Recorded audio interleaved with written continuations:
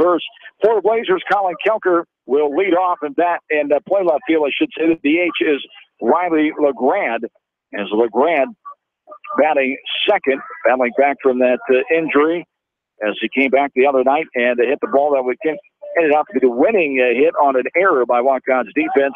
Joel Vasky, the catcher, bats third. Jackson Bennett is in the cleanup spot. The third baseman, Sam Stelkin, the center fielder in the 5-hole. Brock Marbach is the first baseman. He bats sixth. Seamus O'Connor, the shortstop, batting seventh.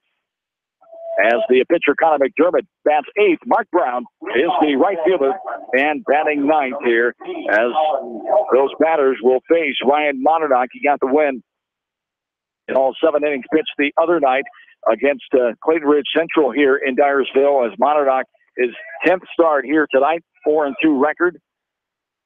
There's a ball inside off the plate. Ball 1-0 the count. 49 in the third innings pitch. 5 saves for Monadnock. 41 hits against him. 21 runs against. 18 earned runs. A 2.55 ERA. 13 walks. 6 hit batters. There's a strike on the outer half. High for strike 1. 1-1 the count. 6 hit batters. 44 strikeouts and a 217 batting average that opponents are hitting against him. The 1-1 on the way from Monadnock is outside too far for a ball. 1-0 the count.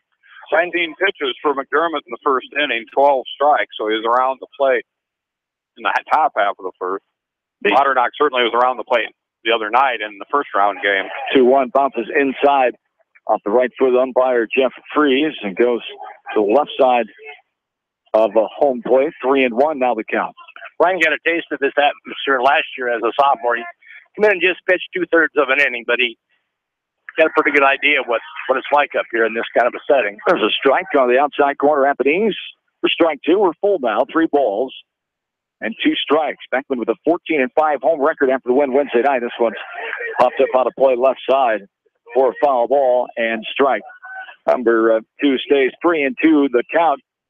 The Blazers were second place in the East Division this year with 11-3 record as Western Dubuque won the division this year, their first since 06. There's a one-hopper back to the pitcher, Monadnock, just off the mound as he's able to fire it to first to Martinson for the 1-3 putout for out number 1. Riley LeGrand, the DH, will stand in now.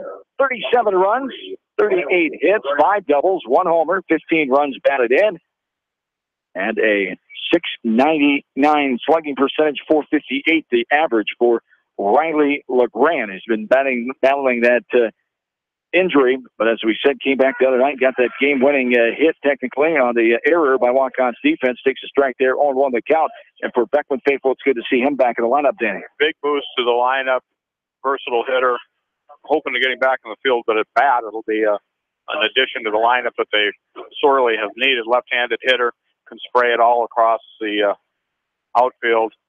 Good in the 2 spot ahead of Vasky and ahead of Bennett. And there's a ball inside, too. And one, that injury was a cut hand from a work-related injury a couple weeks ago, correct? Had 4 stitches and had him out Monday and is back playing tonight. Bouncing ball right side just to the right of the first base bag for a foul ball, says first base umpire Tony Steen. Martinson got in foul territory and fielded that ball, but foul ball, and we're even 2-2. Weather-wise, this may be the nicest night of the year. Wind not really blowing. The temperature's not a lot. A light breeze, 7 miles an hour.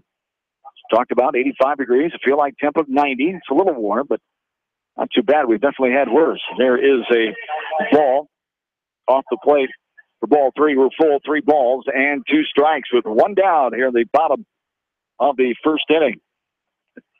And there is a ball hit hard right side. Diving effort by the second baseman, Hospodarsky. As it scoots into right field, Kramer will field it. The hit to right, the 1-out single off the bat of Riley LeGrand brings up Joel Vasky now, the catcher for the Beckman Blazers. 42 runs. He leads that category. Tied for the team lead in hits with 46. 10 doubles, 8 home runs, 41 RBIs. Second in that column. He's a .414 hitter with 1 on and 1 out here. Vasky stands in and ready. Monadnock checks that runner at first. LeGrand, 5 of 6 in the stolen base department. As there is a ball, 1-0 the count. And certainly patience by Beckman. Both the first 2 hitters have gone to a full count. Vasky takes a first pitch for a ball. Look over. And now the look in from Monadnock, the 1-0. on the outside corner at the knees for strike one. 1-1 the count. Just like Monticello was, or Beckman was able to do in that top of the first inning, Monticello hopes to do the same here. A hit, but strand some runners on here early, so neither team can get the momentum. There's a throw over, nothing doing. That's right. Ryan's pitching style is to keep the ball down, throw a lot of ground balls if you can. That last base hit was a ground ball, and question whether you hit them at them or you hit them to the side. And Monadnock check over again. They 1-1 now. On the way, setting up side is the catcher, and the off-speed pitch well outside. Chasing it is Vasky, helping out the Panthers there for strike two. 1-2 the count. And some good movement on that, and he was going with that pitch. Yeah, he took a little bit off that pitch. Like you say, it was close to a changeup more so than his breaking ball. 1-2 the count. This one comes back fastball inside off the plate for ball two. We're even 2-2. 1 out and 1 on. Here in the bottom of the first inning.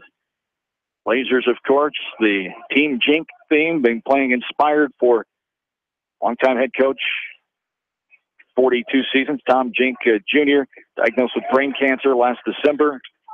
They've been playing with that on their minds all season long. The players go and see him throughout the weeks, visit him at his house.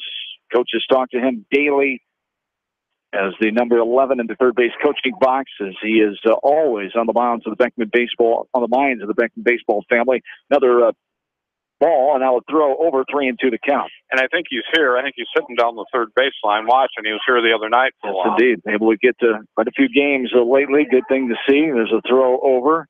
Back in standing up is the runner, LeGrand. The community raised enough money to purchase a power lift van for him. Great. So the transportation's way better. Had that golf tournament in Piasta in late June. A great benefit. Lots of money raised. There's a runner going. A foul ball left side.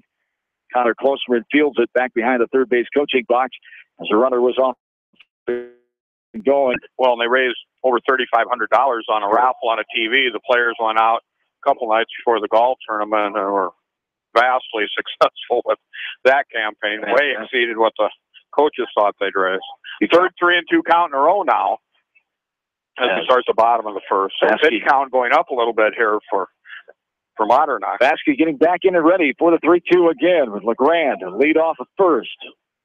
With 1 out, LeGrand going off speed pitch. That's going to be a foul ball. As just getting a piece of that was Vasky for a foul ball, and it stays 3-2 here. As Bobby, you coached against Tom Jink Jr. for many years, one of the good ones in this game. Hall of Famer, of course, won 4 state titles here at Beckman. 1977 is the first time I was up here as a coach, and one thing Tommy has always done is instill confidence in those kids. They expect to win. They're not arrogant. They're not going to show you up. They're just going to play good, solid baseball. They play with enthusiasm, and I have the utmost respect for Tommy, as I did his dad as well. So those two are great ambassadors to baseball. And there's a foul ball left side. Vasky, a heck of a battle here, making Monadnock work here in the bottom of the first. This will be the 9th pitch of the at-bat. He's fouled off 3 3-2s here in a row. 3-2 again here. 1 out. Runner on. LeGrand going again. Fast outside, another foul ball. And just got another nick. My goodness, yeah. 3-2. Again, coming up here to Vasky. What a battle with 1 out and 1 on in this last of the first inning. 10th pitch of the at-bat. Well, John, it's a good thing they didn't have this pitch count stuff when I was coaching, because I was an English teacher, not a math teacher. I would never be able to keep this straight. As the 3-2 on the outside corner at the knees, got him. Vasky goes down looking after a great battle at the plate for the second out. Monadnock comes out with that fastball, the outside corner, and they got the call at the knees for the strikeout for out number 2. And how'd the ball end up down there? They tried to throw it around the horn with 2 outs? I'm not really sure. With a runner on first? Trick play. Wow. Forgot the situation there, I guess. There's 2 down, runner on first. Well, after that many pitches, who wouldn't? Yeah, that's true. Got how many outs? Or runner, that there's a runner on first, I should say. Runner on first, 2 down. And time is called. Jackson Bennett will stand back in. Plate umpire Jeff Freeze calls time, and now we're set, ready to go. Jackson Bennett, the top leading hitters on the team, 30 runs, 46 hits. He's tied for that team lead, 19 doubles. Leads that category, takes a strike there for strike one, 0-1 the count. 45 runs driven. He leads that column, 411 the average. Runner on first, 2 down, 0-1 the count here to Bennett. Monadnock, that was a big get there on the called third strike after that battle that he worked on. Monadnock Vasquez doing a great job. The Beckman, the batter, but Monadnock's got to have some confidence now after winning that battle. Yes, he does, and I think both pitchers want that outside corner, and I think that was a good pitch. It just was right there. 0-1, check over by Monadnock. Good lead at first by LeGrand. The 0-1 on the way, off-speed pitch, and had Bennett fooled ahead of that one on the outside corner, swung through it for strike two. Shorted on his swing. He'll go up there and swing hard. And breaking balls sometimes make you look too early when you're swinging that hard. 2 home runs for Bennett on the season on a team that's had 12. Vasquez leads the column with 8 home runs. For the Panthers, they have 7. Jacob Monadnock has 6 of those 7 home runs for the Panthers, with Andrew Mesher. No, Ryan Monadnock having the other one. The throw down as the runner going, but it's strike 3 is the call, and that is the end of the first inning. To the second we go. No score. Back after this from KMCH Sports. The victory is yours at Victory Ford.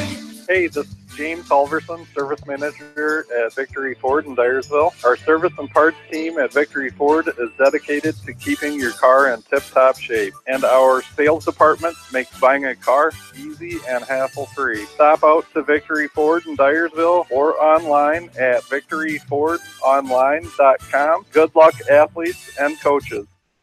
Kramer Brothers Dairy Supply are your dairy experts in Monticello. Best of luck to all area athletes, teams, coaching staffs, and fans from Kramer Brothers Dairy Supply in Monticello.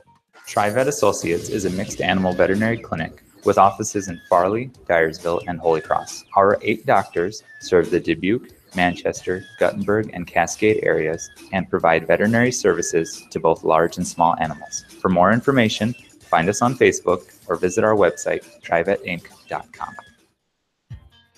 Monticello Sports is your retail sporting goods store in Monticello. They carry shoes, uniforms, and equipment and do screening for all area schools. Monticello Sports is your specialty sporting goods store in Monticello.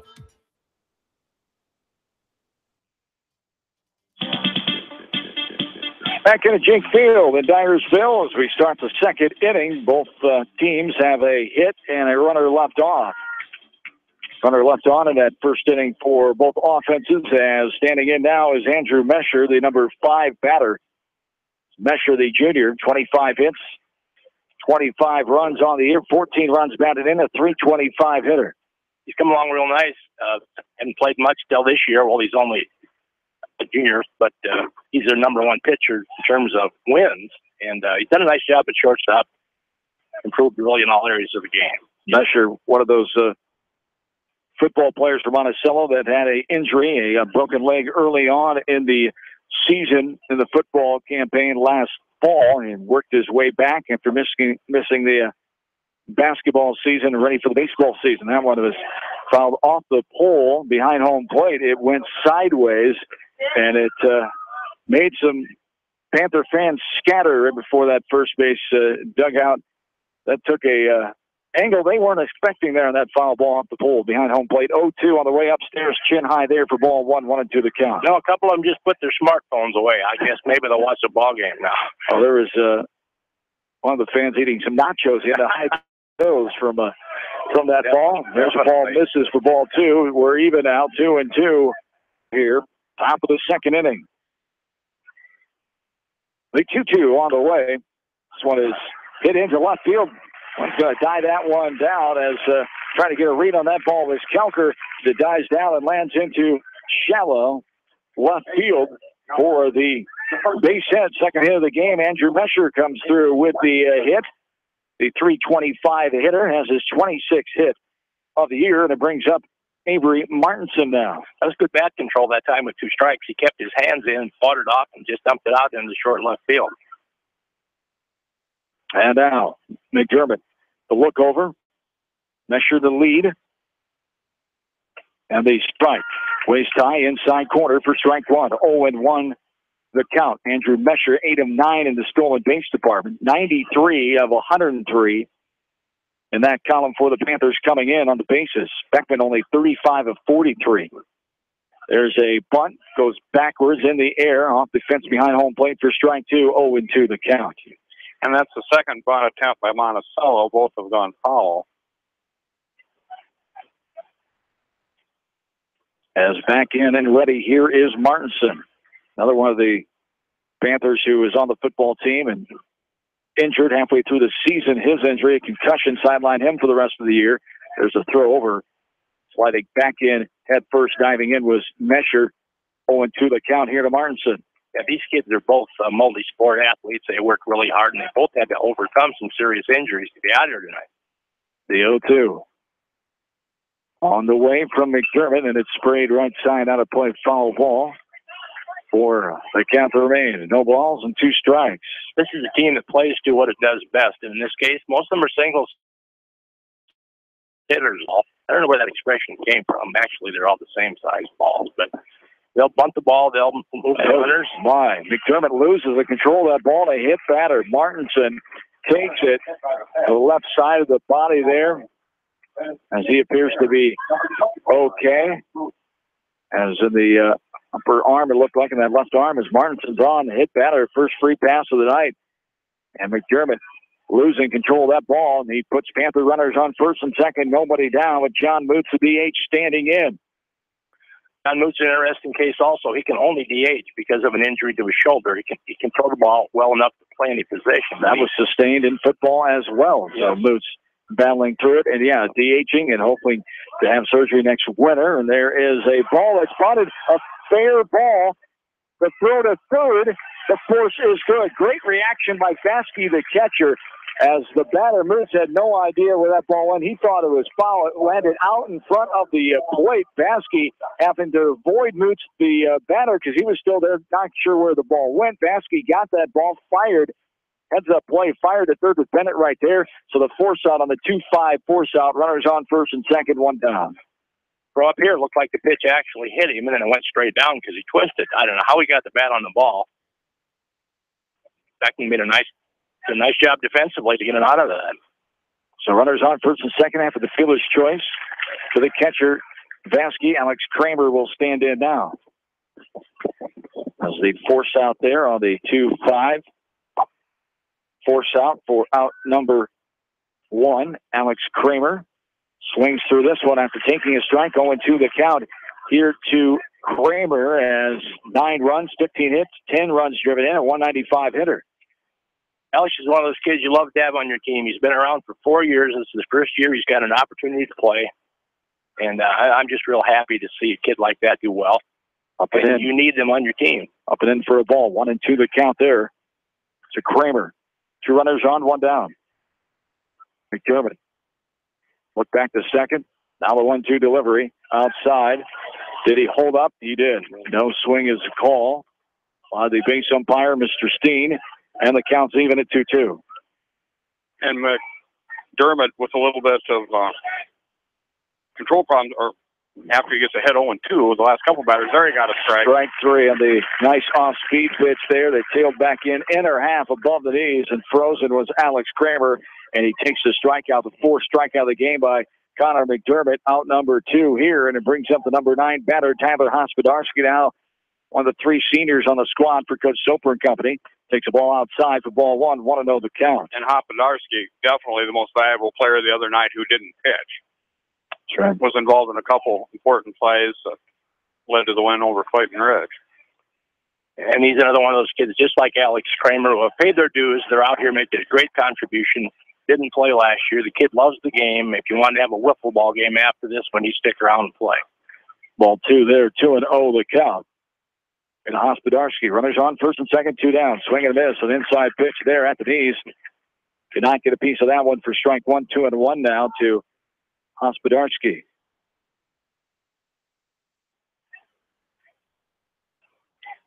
And now the 2-1 from McDermott. Stepping off is McDermott.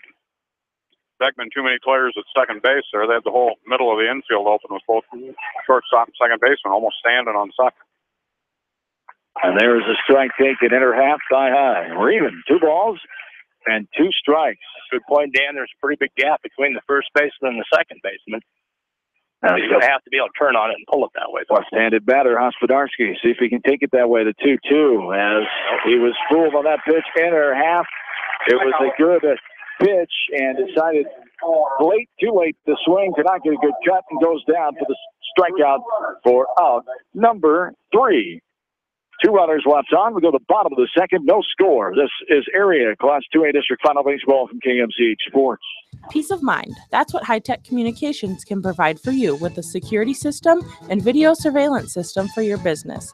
You may also be eligible for a discount on your business insurance. Doesn't it make sense to see what high-tech communications can do for your business? High-tech communications, changing your world with technology. Wolfco Electric specializes in residential, commercial, agricultural, industrial, and aerial work. They sell and service generic generators and renewable energy systems. For all your electrical sales and service needs, call the experts at Wolfco Electric at 563-922-2395. Whether it's an orthopedic, sports, or occupational injury you are suffering from, Regional Medical Center Therapy Services has you covered. With a customized treatment program, Regional Medical Center Therapy Services can get you back on track in the active game of life. Regional Medical Center, excellence in healthcare, close to home. The staff at Bonecamp Murdoch Funeral Home and Cremation Services in Manchester and Clifton Murdoch Funeral Home in Earlville are proud to support all area athletes and coaching staff. Go teams!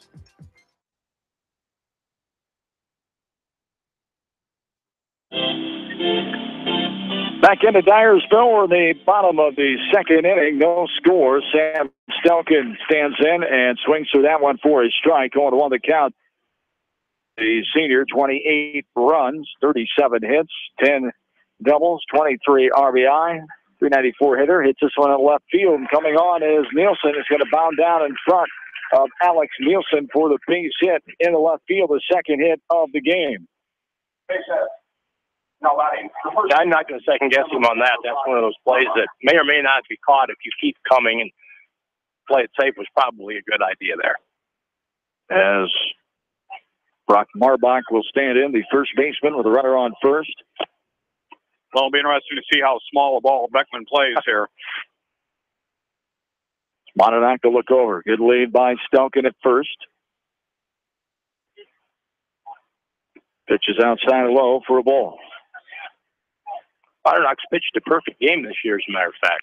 He did against West.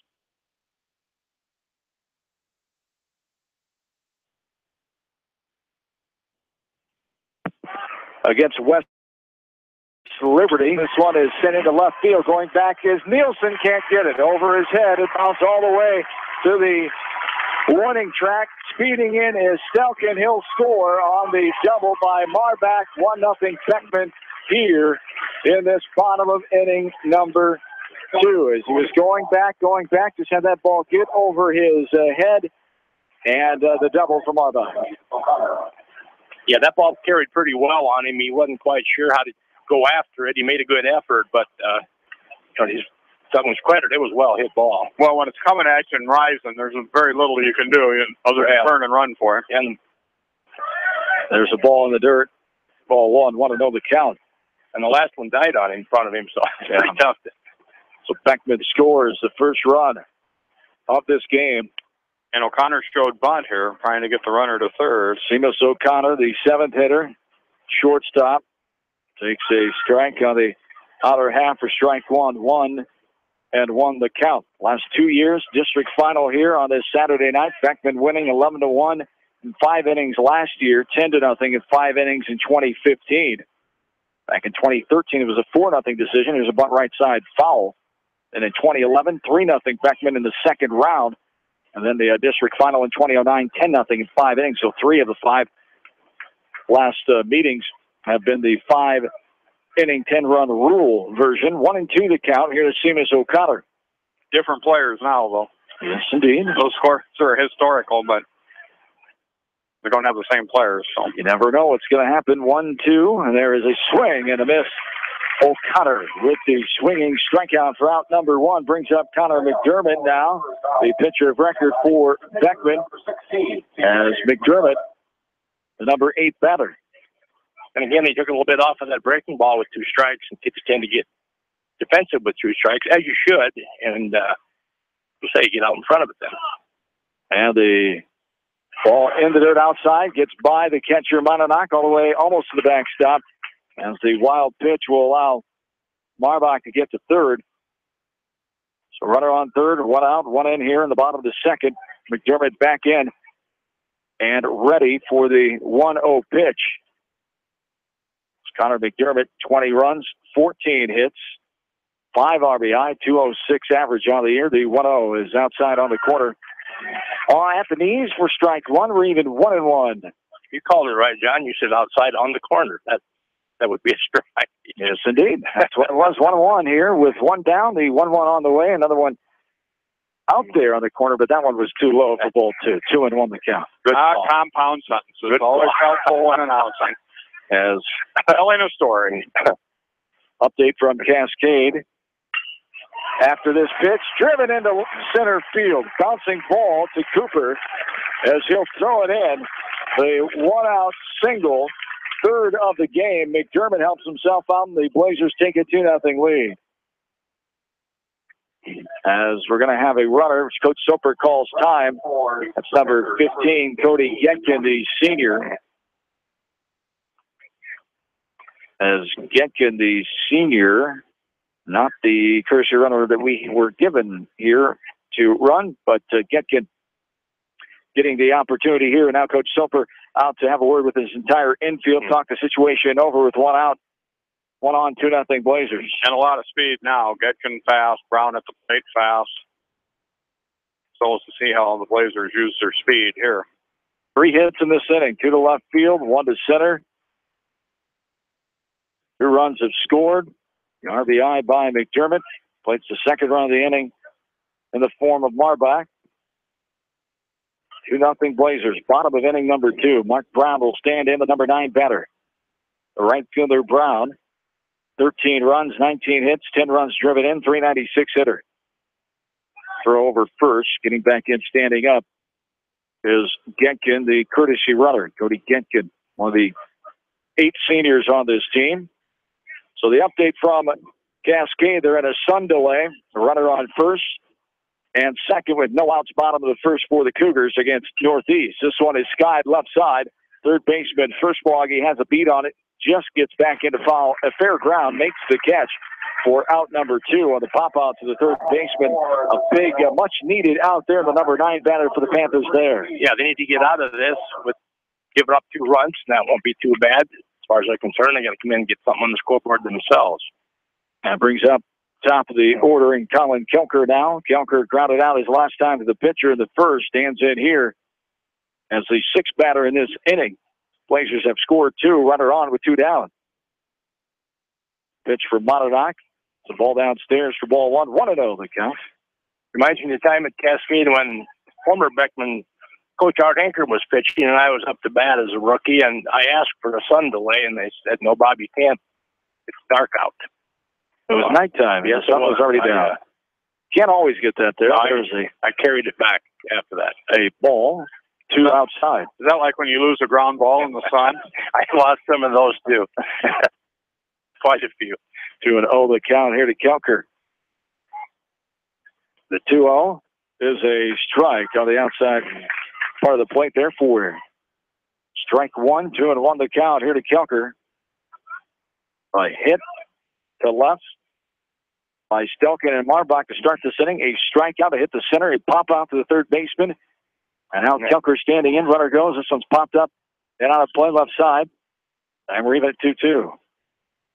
Yeah, you got a pretty good jump out there again. It's going to be tough to throw them out when they're doing that. Well, and you have your leadoff hitter up. If you get them thrown out, your leadoff is your leadoff. If you get the stolen base, you have a runner in scoring position with your leadoff. So not a bad play. That's right, and it's left-handed batter as well. 2-2. This one's hit in the left field. Nielsen will get to this one going to his left, putting it away. 4 out, number 3. The F7 ends the inning as we go to the third. Beckman scores 2, and they take a 2-0 lead. Back after this from KMCH Sports.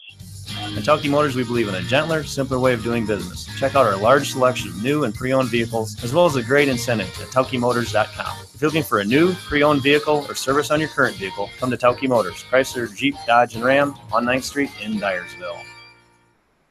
Crop Production Services in Winthrop, proud to support all area athletes, coaching staff, and fans. For all of your custom applications of fungicide and insecticide needs, from aerial to wide drops, they've got you covered. Call Crop Production Services in Winthrop, 319-935-3481.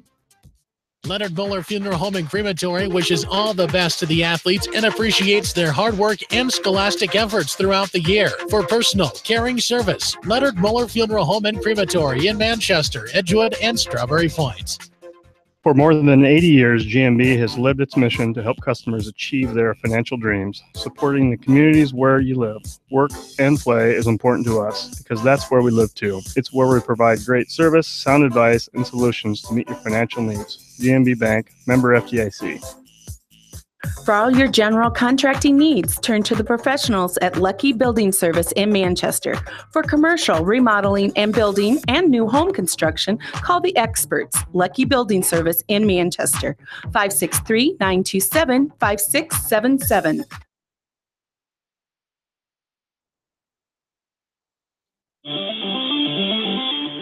Gavin Cooper, the leadoff man for the Panthers, settles in, takes a strike, and a ball downstairs for ball one. 1-1 the count to Cooper. Got a hit to left field his first time up in the first inning. Blazers scored 2 runs at the bottom of the second, and they take the 2-0 lead. 2 runs and 3 hits, 1 runner left on.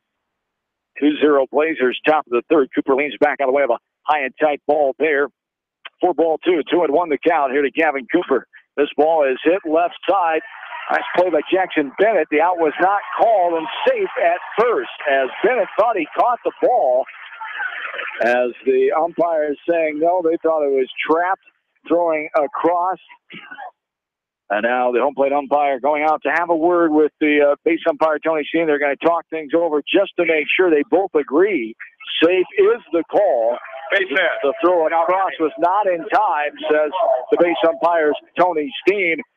And at first is Gavin Cooper on the infield hit. And it's a good job by umpiring, getting together. They both thought they agreed on it, wanted to make sure, and they did, and they decided safe was the call.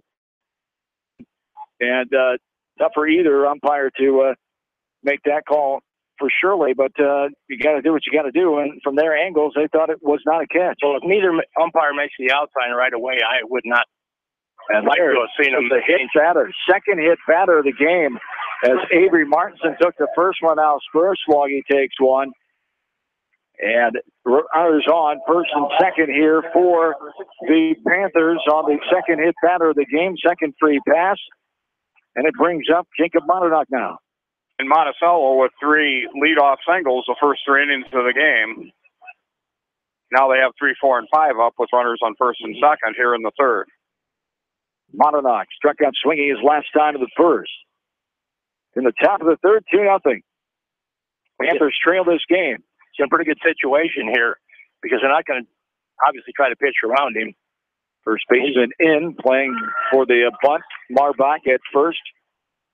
Everybody else is back. Even with the bag is Jackson Bennett at third.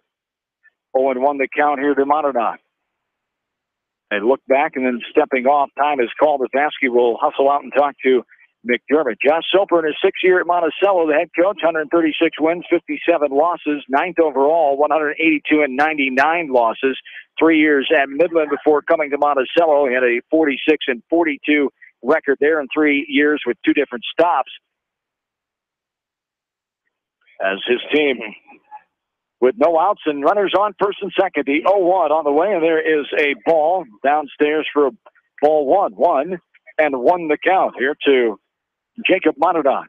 Personally, I think this is the best job Josh has done since he's been at Monticello. He's had good records every year, but he took a lot of unknowns with this year, at least those that aren't close to the program, who hadn't seen these kids play, and he just kept their chins up all year long. I think that was really important. Chopper left side for a foul ball off the bat of Jacob Monadnock, as Coach Soper not able to make that play on the hard hit ball as it goes down the left field side.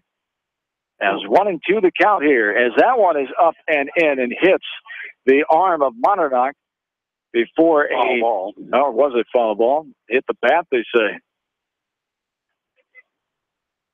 Look, he got the bat in front of him. That would have. Yeah. They got all on, but he didn't get a piece of the bat, they say, and 1-2 the count. I doubt very much he wants to get hit anyway. He'd much rather pick his bat up and get back in the box. Nobody down, 1-2 the count, 2 runners on. Monadnock back in and ready. McDermott, the 1-2. Fouled back to the fence and hits off the pole and bounds in fair territory to Connor McDermott. 1-2 the count. Who will throw that one into Vasquez as they get another ball. The home plate umpire will check it and make sure it's all right after hitting the pole behind home plate. 1-2 the count here to Monadnock.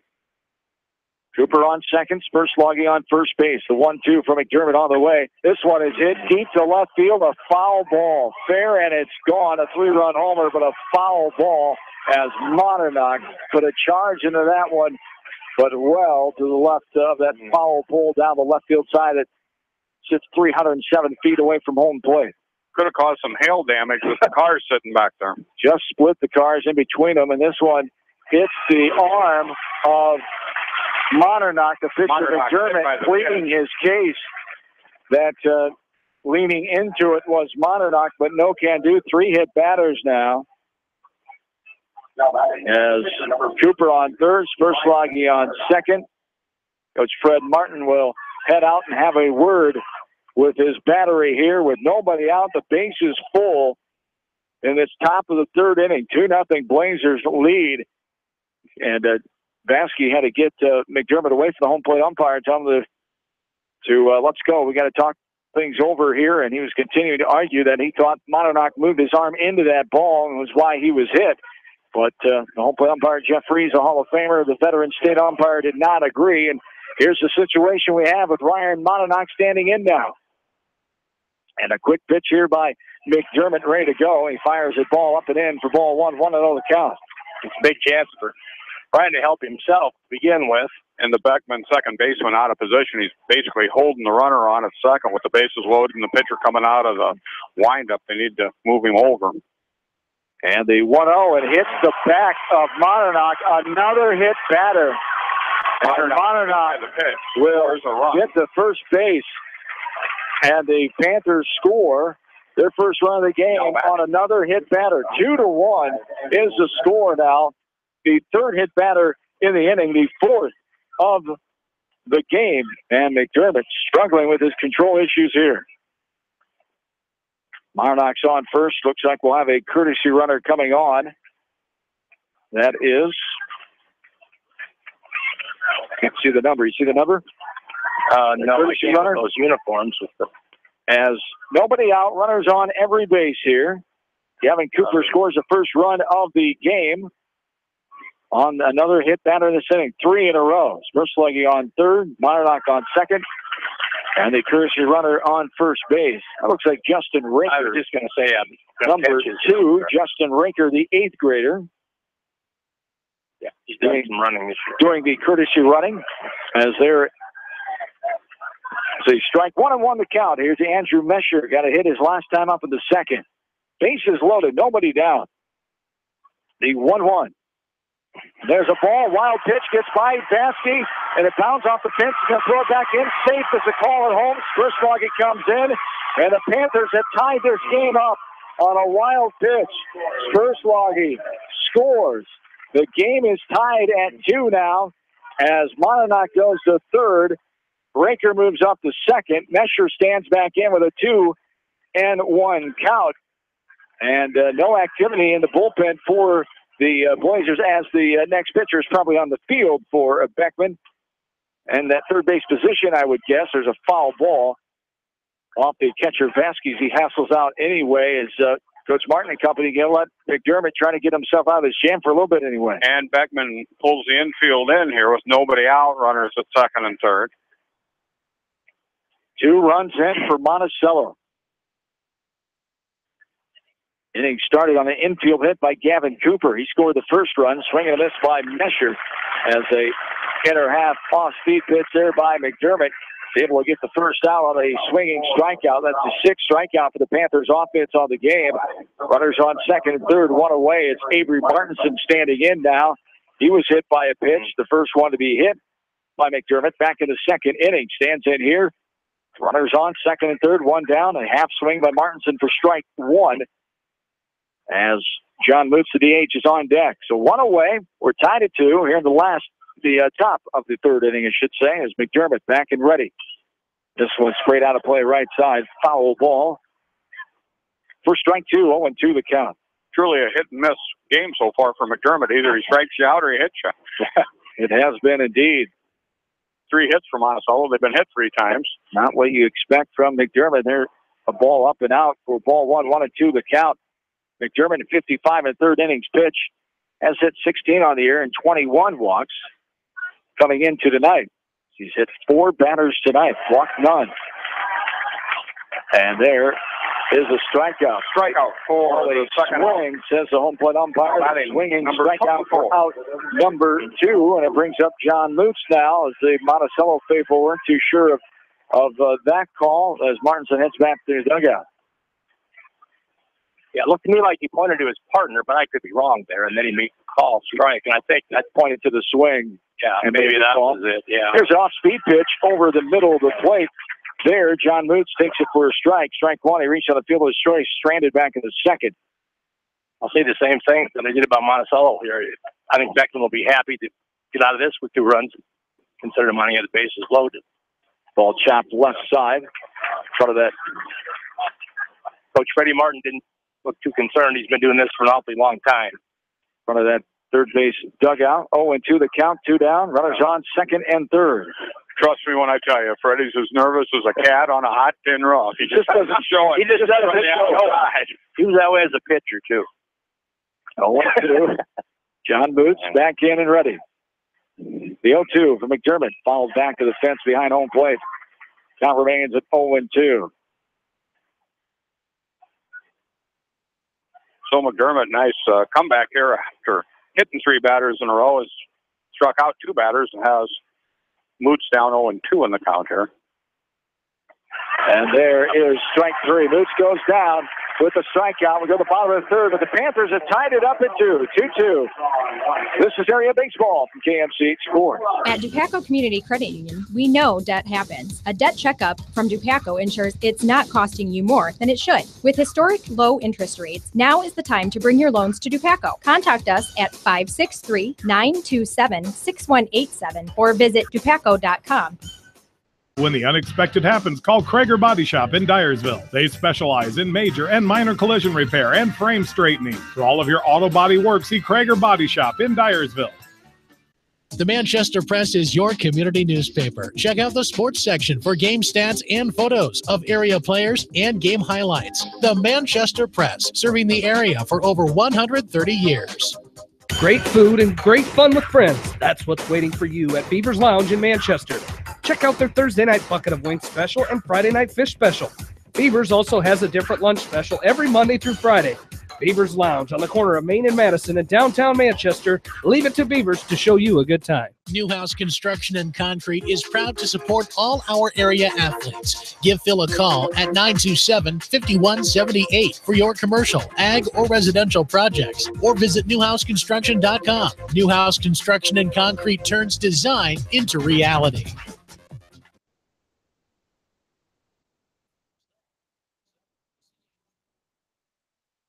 Here, number 3, Riley LeGrand. We're at the bottom of the third inning. This game, much interesting as Panthers able to tie it up in the top half of this third.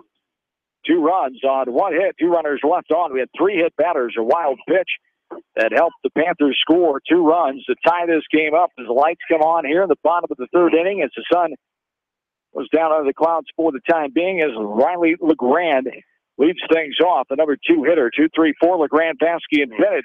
The DH LeGrand got a hit his first time up in the first inning. Counts even now 1-1 the count. Score updates after 2 from North Lynn. The Lynx lead the Pirates of Albernet 2-0 tonight in the Class 1A District Final there. As this ball is chopped left side. Tried to come for the catch, and a catch it is, as the home plate umpire says it was a catch. The Beckman fans showing frustration. That one was called a catch, and the other one wasn't, of course, in this intense district final atmosphere as LeGrand lines out on the ground. Nice play by Mesher, staying with that ball and making the catch for the first out. And Joel Vasky sends this one up and out of play right side. The long run by the right fielder back in the bullpen area there as Kramer with the hustle for strike one there, though, on the foul ball. 0-1 the count in the bottom of the first. As we told you, Cascade threatening with runners on first and second, nobody out, but a sun delay, and they've been in a sun delay for almost a half hour now in Cascade. 0-1 the count, one down here in the bottom of the third, tied at 2. There is a ball outside. The winner of that one, Cascade or Northeast, plays the winner of this one, Beckman or Monticello, Tuesday night in the Sub-State 4 final in Manchester at Exide Field. A 1-1 on the way, up and in for a ball. Ball 2, 2-1 now the count. You know, a couple Beckman fans thought Monadnock was throwing at their hitter now. But obviously nobody's throwing at anybody. 2-1. There is a ball in the dirt outside for ball 3, 3-1 the count. And now a new update from Northland.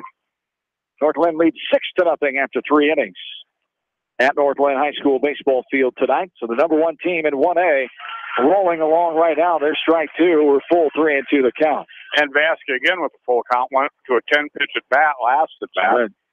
Now back at a full count with 1 out here in the bottom of the third. Heck of a battle then with strikeout looking, and there's another strikeout that time. Vasky goes down again on the backwards K. 4 out, number 2 brings up Jackson Bennett now. We get a pretty good look at that outside corner from up here, and both pitchers are really doing a nice job of putting it right out there. As the pitch from Monadnock with 2 down. There's a swing and a miss by Bennett. 0-1 the count here. Jackson struck out looking his first time in inning number 1. The 0-1 from Monadnock. On the way, it's chopped right side. Backing up on it is Monadnock.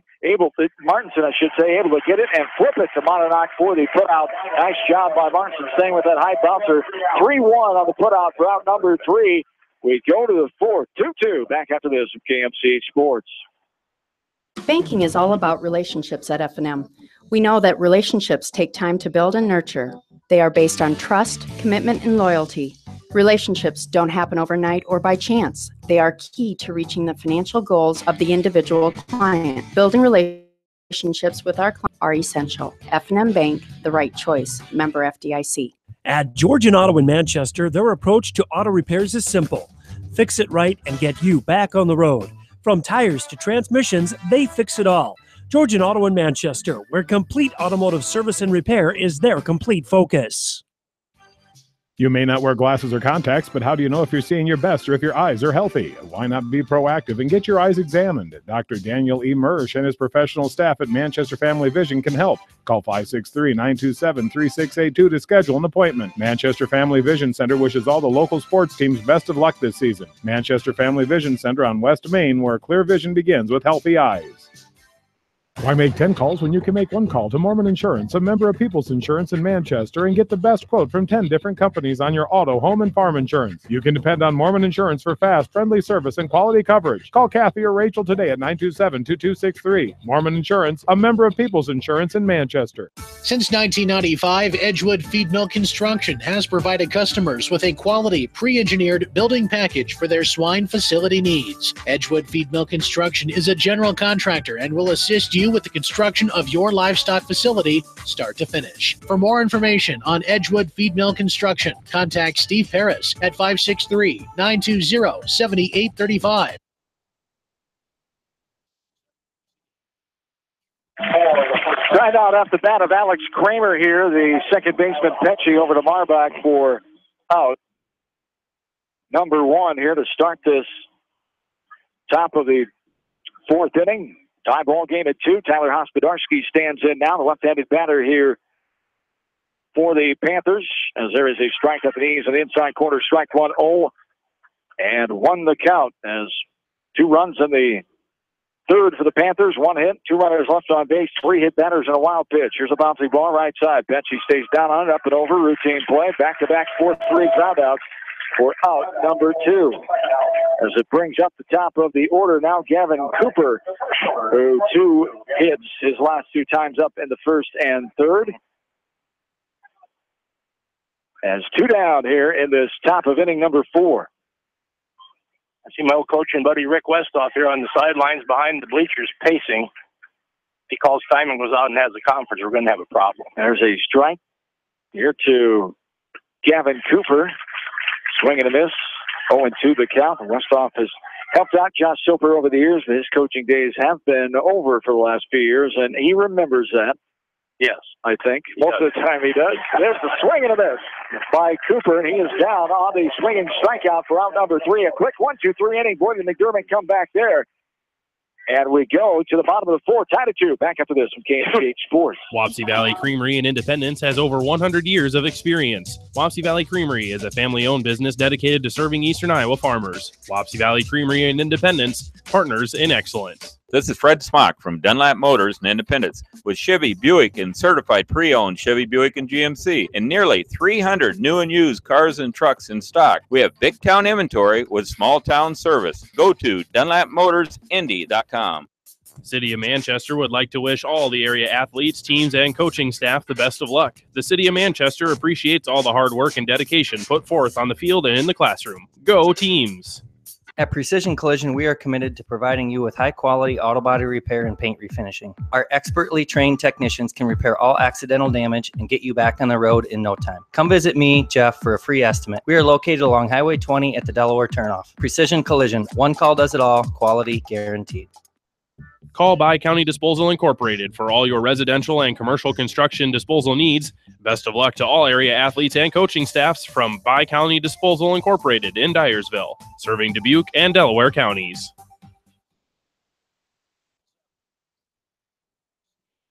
Off for Beckman, the center fielder, number 13, Sam Stolken. And welcome back in to Jake Field, Commercial Club Park here in Dyersville. At the bottom of the 4th, this District 7 Class 2A final here tonight. Monticello trying to end a district final streak of 5 losses in a row since 2009, as their last district final wins in sub-state appearances, 92 and 93. Never been to the state tournament in high school baseball. Monticello, this one is hit into left field. The bouncing ball to Nielsen off the bat of Sam Stelken. And Stelken, the hit to left, the 5th hit of the night for the Blazer offense, brings up Brock Marbach now. Ryan left that pitch up a little bit in the strike zone, and Stelken did a nice job of turning it on and hitting it hard. Tied at 2 here in the bottom of the 4th. 1 on, nobody out. Marbach had that double to left. He scored the 2nd run in that inning. Able to score Stelken, who was on base that inning as well on the double, and Stelken slides back in safely before the first pitch of the bat to Marbach.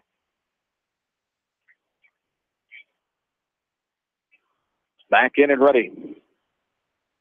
The first baseman Marbach, little looper behind second base. Nice play by Mesher, able to get that one in the air. As the pop out to the shortstop for out number 1 brings up Seamus O'Connor now. Athletic play by the athletic shortstop Mesher that time. Yes, it was, because he timed it pretty well. It wasn't hit that hard. It had been pretty easy to jump too soon, too late. But he did a nice job. And the runner did a good job at first there, not getting doubled off, because there was some doubt about that getting through. Now the shoulder high pitch there for a ball. 1-0 count to Seamus O'Connor. Struck out swinging his first time in the 2nd. And we'll see if Stelken goes here. 1-0 on the batter, 1 out. 7th hitter up.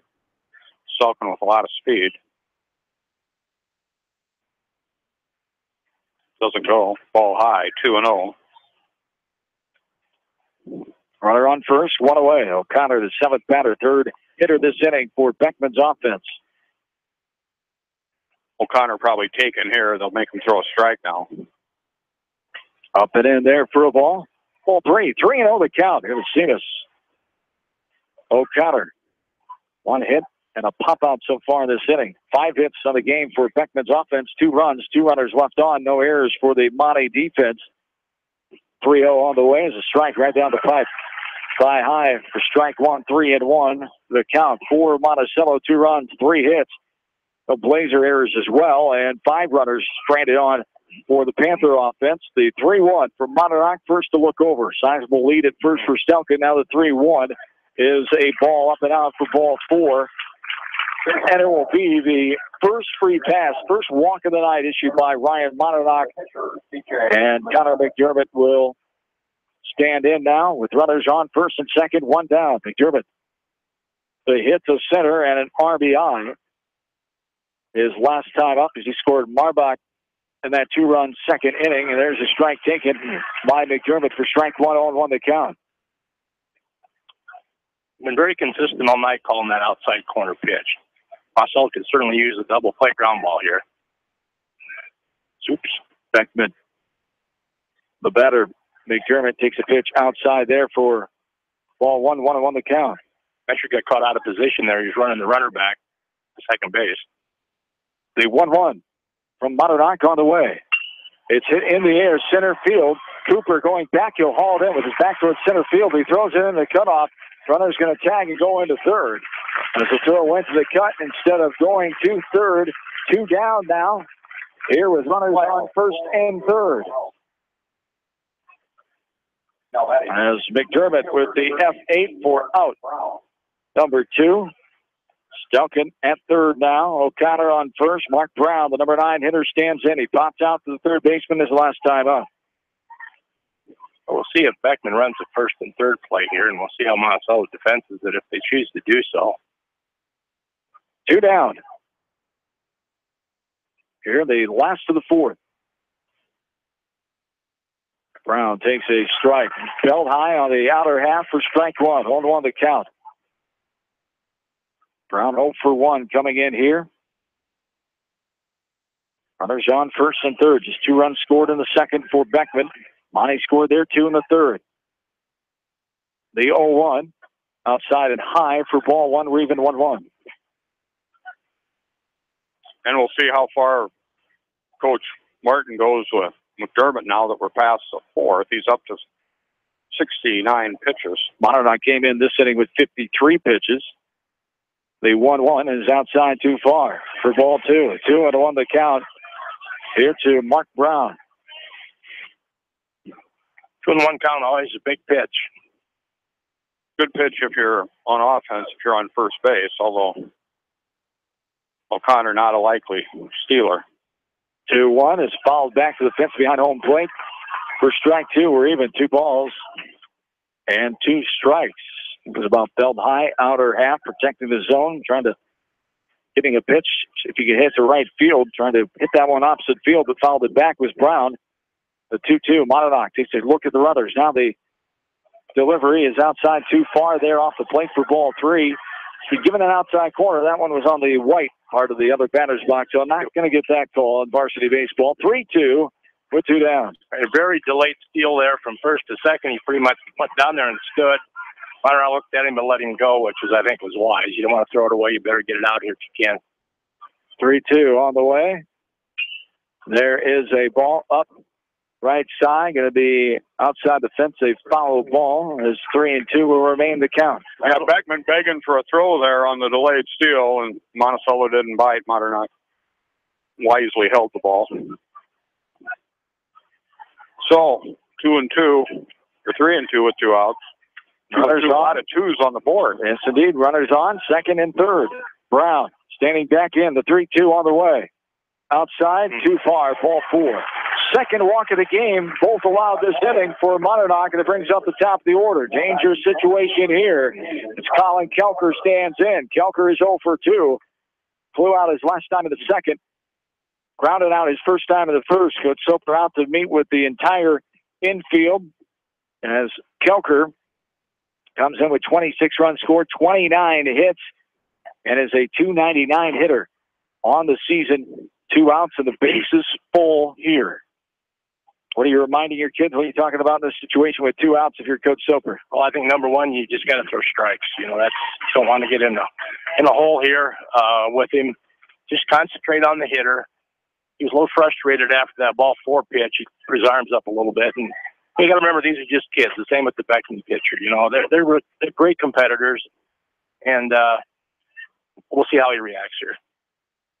Number 7, Beckman, tied with Monticello here at 2 in the bottom of the 4th inning. There's a strike to the outside corner. Strike 1, 0-1 the count. The sun delay is over in Cascade, and the Cougar offense exploded in that bottom of the 1st inning, scoring 5 runs. It's 5-0 over Northeast Cascade, the number 6 team in Class 2A. 0-1 on the way, outside corner, high for strike 2, 0-2 the count. Last update, 6-0 North Lynn over Albertette in the 4th inning, and that one at North Lynn tonight. Runner on every base here. Monadnock trying to get out of the jam. Base is full, 2 down. The 0-2 on the way, outside and high for ball 1, 1-2 the count. That 0-2 pitch is always a scary one. You want to waste one someplace, but he did a good job there. It wasn't too far outside. Monadnock got it. You certainly don't want to hit the backstop. No. And Monadnock ready. Again, the 1-2. Inside, nice stop. Backhanded play by Monadnock there, saving that one from getting by, and we're even now 2-2. Overthrew that pitch a little bit. I'll put a lecture on it. And we're even. 2-2. Again, big pitch. You don't want to go full. 2-2 on the way. Hit into left center field. Nielsen going over. The center fielder making the catch on the run is Cooper. And the Panthers get out of it. The F8. And the Blazers strand 3 in this inning. We go to the 5th, tied at 2. What a barn burner we have here in Dyersville tonight. We're back after this from KMCH Sports. When it comes to financial planning, most financial companies focus on your income. At Northwestern Mutual, we focus on your outcome. It takes the right financial partner who cares as much about your future as you do, building a financial plan to meet your life's priorities and helping you achieve the financial security you're after. Focus on your financial outcome with Northwestern Mutual. Contact me, Mitch Payton, or Matt Schulte today. You and Northwestern Mutual, stronger together. For all your residential and commercial plumbing, heating, and electrical needs, call Meyer Mechanical in Dyersville. Meyer Mechanical wishes all area teams, coaching staffs, and fans continued success. American Trust and Savings Bank wishes all area athletes and coaching staff continued success. American Trust and Savings Bank with locations in Dyersville, Farley, Dubuque, and Des Moines. Simply better banking. Check them out at americantrust.com. Member FDIC, equal housing lender. Come see the guys at New Vienna Ag Automation for your Sukup corn drying fans, heaters, and drying floors, all in stock. Good luck to all area athletes for continued success from the guys at New Vienna Ag Automation, your stocking Sukup sales and service dealer in New Vienna. Sight and good vision is very easy to take for granted until it is taken away. Advanced Eye Care Associates of Eastern Iowa is here to help you. Advanced Eye Care Associates of Eastern Iowa is located at 105 East Butler Street in Manchester and at 1113 West 3rd Street in Vinton. Your vision is our primary focus.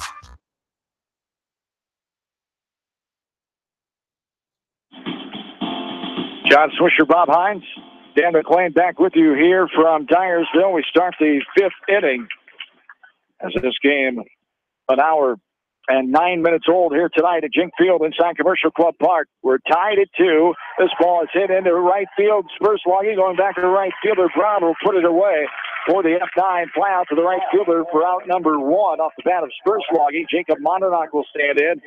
Monadnock hit by a pitch his last time to the 3rd. He struck out swinging. His last time is the first time up in the 1st inning. Standing in here with 1 down in the top of the 5th inning as Monticello trying to end a 25-year losing streak to Beckman, as not beating the Blazers since July 15th, 1992, in a Big Ten Conference doubleheader on that mid-July night, as the 0-1 is grounded hard out of play behind Coach Soper in the behind the third base coaching box. 0-2 the count here to Jacob Monadnock. A 7-pitch 4th inning for Connor McDermott, settling down after he hit 3 batters and had a wild pitch to give up those 2 runs in the 4th. This is a little popper left side, and the shortstop O'Connor is there.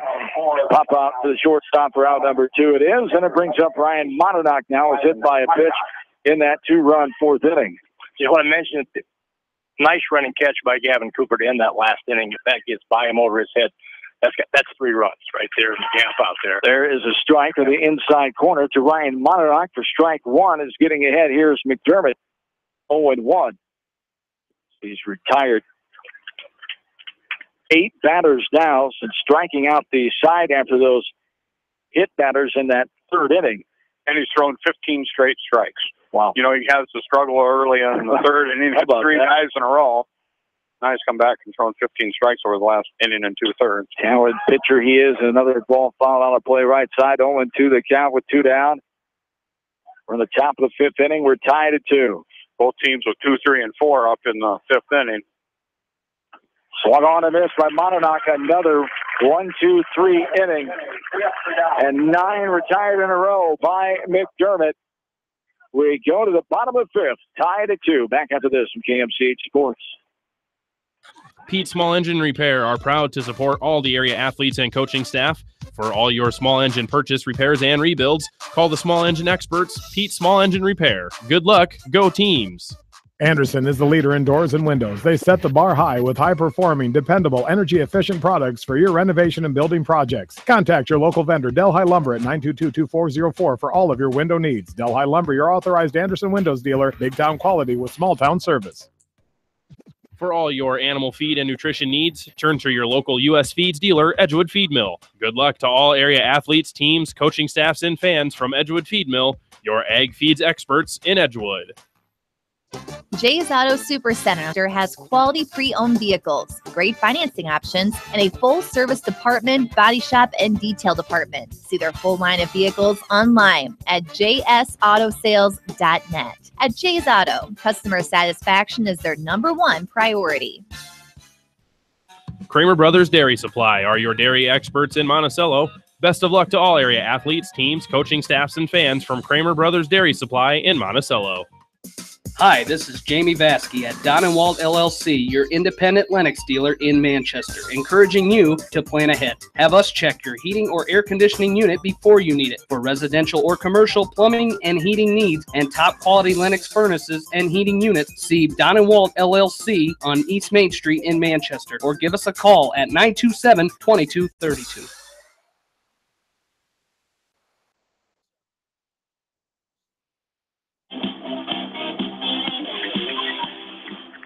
Welcome back in. We're at the bottom of the 5th inning. New pitcher, first pitching change of the night. Tyler Hospodarski, the senior, is on to relieve Ryan Monadnock, who threw 76 pitches. There's a hit left side, and now a throwing error after the infield hit on the bunt by Riley LeGrand.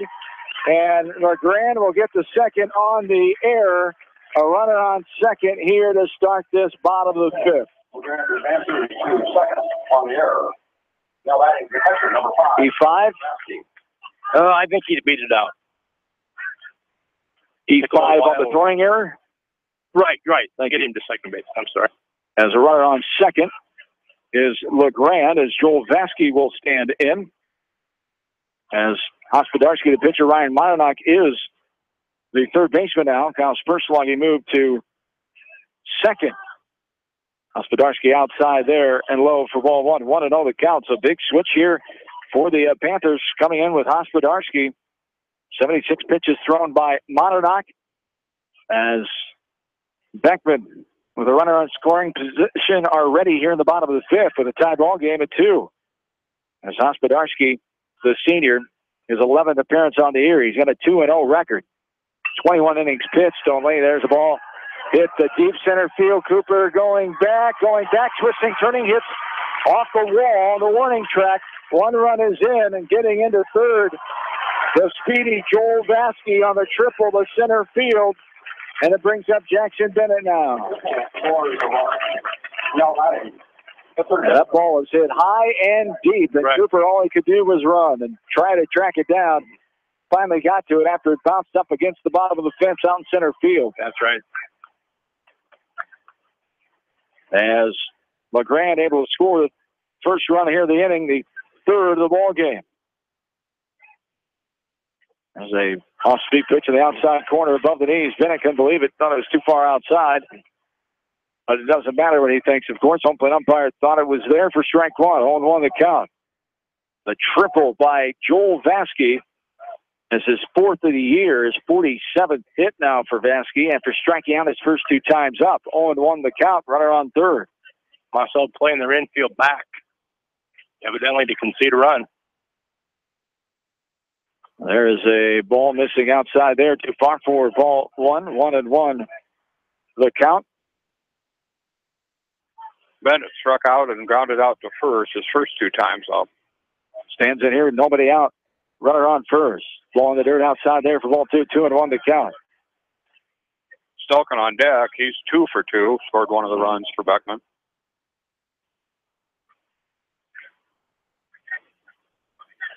The 2-1 on the way. Off the end of that right side.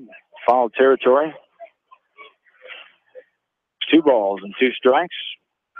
Hustling in was Vasky. He's running for himself, the catcher out of third base.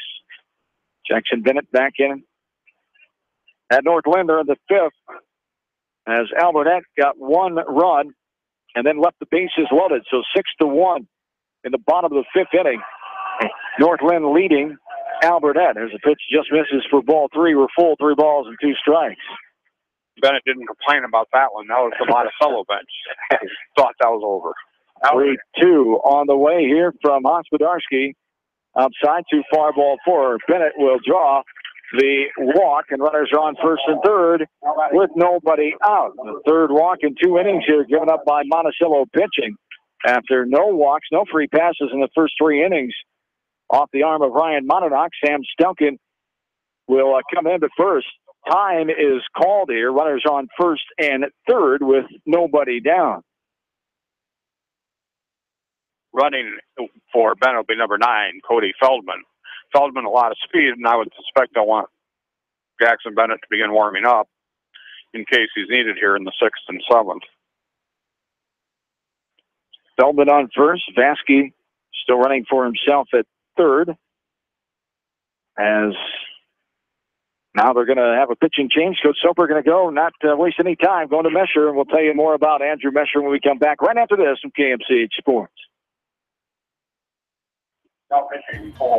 Monticello Sports is your retail sporting goods store in Monticello. They carry shoes, uniforms, and equipment and do screening for all area schools. Monticello Sports is your specialty sporting goods store in Monticello. Farmers Savings Bank proudly supports all area athletes and their coaching staff. For all your banking needs, visit them in Colesburg, Elkport Garber, Strawberry Point, Arlington, and Aurora, or online at farmersavingsbank.com. Member FDIC. Wolfco Electric specializes in residential, commercial, agricultural, industrial, and aerial work. They sell and service generic generators and renewable energy systems. For all your electrical sales and service needs, call the experts at Wolfco Electric at 563-922-2395. Viafield is your headquarters for all your seed, chemical, and fertilizer needs. They have professional service and quality products needed to bring the best crop to market. Viafield, providing growth opportunity for 18 locations across northern Iowa and southern Minnesota. The staff at Bonecamp Murdoch Funeral Home and Cremation Services in Manchester and Clifton Murdoch Funeral Home in Earlville are proud to support all area athletes and coaching staff. Go teams!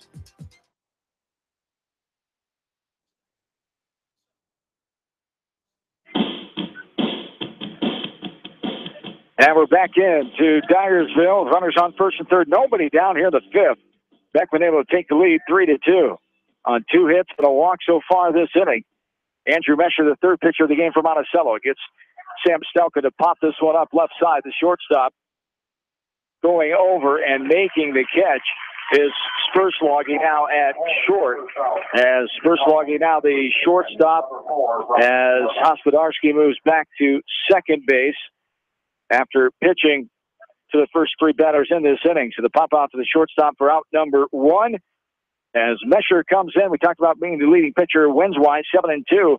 His 4th appearance. He started 6 games, 39 in the 3rd innings pitch, 30 hits, 13 runs, 6 earned runs, a 1.07 ERA. He's walked 14, hit 3, struck out 32. Opponents hitting 197 against him. There's a ball off the plate inside for a ball. 1-0 the count here to Brock Marbach with 2 runners on, first and third, 1 down here in the bottom of the 5th inning.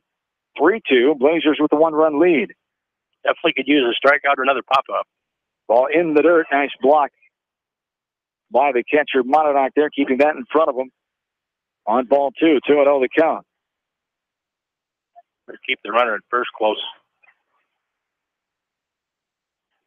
Feldman, the pinch runner for Bennett at first. 2-0. Off speed, up and in for ball 3. 3-0 the count here. So Marbach-Awa, they'll keep Feldman at first. Make Mesher throw a strike here. 3-0. From Mesher, the junior. There's ball 4 downstairs. The walk there, second walk of the inning. And it puts a runner on every base with Seamus O'Connor standing in. He walked his last time to the 4, struck out swinging. Back in the second. Pitch hitting now. Number 20 is Oberbreckling here for O'Connor. Oberbreckling will get the opportunity here as Sam is one of the 8 seniors on this team. Standing in here with a runner on every base. 1 down here at the bottom of the 5th. 3-2. Beckman with the lead. As Oberbreckling is a 14 hit batter, 11 runs, 304. And there's a hit batter. He is hit by a pitch. And a run scores 4-2 now as Vasky comes across to score the second run this inning, the 4th of the game, as third, Marbach the second. The hit batter, Oberbreckling. Connor McDermott will stand in now, and we have number 8. That is Seamus. Number 8, now different number 8. And we don't have it. It was number 8, correct? Must have 2 number 8s on the run. Oh, O'Connor, okay. O'Connor is re-entering. That's a good call. O'Connor will re-enter to run as Oberbreckling hit for him in that position. So O'Connor re-entering in the 7th spot to run for Oberbreckling, who was hit by a pitch. Runners on every base here. 2 runs in. There is a hit batter that hits the jersey. Another hit batter hits the jersey of McDermott as McDermott is on first. Runners on every base. 3 runs in. It's 5-2 now in favor of Beckman. Time is called. Good move there by Jacob Monternock, going out there and having a word with his teammate Mesher. And you got to do anything you can to get outs here and get out of it, as already 3 runs in for Beckman in this inning. Well, not to make excuses for him or any pitcher in high school, but to come in without having a chance to warm up between innings is so tough. Maybe sometimes at least to get your timing down. Now, Monticello's 3 runs down, playing back for 2, so we'll see if it works. There is a ball, misses upstairs for ball 1, 1-0 the count. So we've had 2 walks and 2 hit batters in this inning. 3 runs have scored. 1 down. The bases are still full. With Mark Brown standing in, takes a strike. And he took until he got a strike there. 1-1 the count here to Brown, who walked his last time in the 4th. Popped out to the third baseman, Spurslogi at the time, back in the 2nd. And this is a strike at the outside corner, Anthony's. 1-2 the count with 1 away. Brown, the 9 hitter, top of the order up after him if he doesn't ground into a double play. Kelker on deck. The 1-2 upstairs, above helmet high for ball 2. We're even 2-2. Saw the control issues by McDermott in the 3rd inning when Monticello scored their 2 runs to tie it up. Now 4 free passes given up. Combination 1 by Hospodarski, 3 by Mesher. There's a ground ball left side. Monternock going to come home for the force. Gets it. Monternock to Monternock on the force. 5-2 on the putout as Marbach is retired for out number 2. Connor to 3rd. McDermott to 2nd. Fielder's choice. Brown reaches on 1st. And it brings up top of the order and Colin Kelker, the number 9 batter in this inning. Blazers have scored 3. And they lead this game 5-2. Kelker flew out his last 2 times up in the 4th to center and the 2nd to left. Grounded out back in the 1st. And in the 4th, the bases were loaded like they are now. Ball up and in there for ball 1, 1-0 the count. Beckman has scored 3 times in this inning.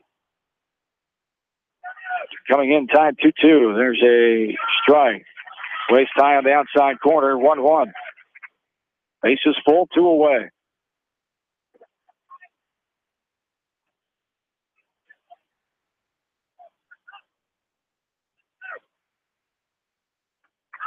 And there's a strike for strike 2, 1-2 the count.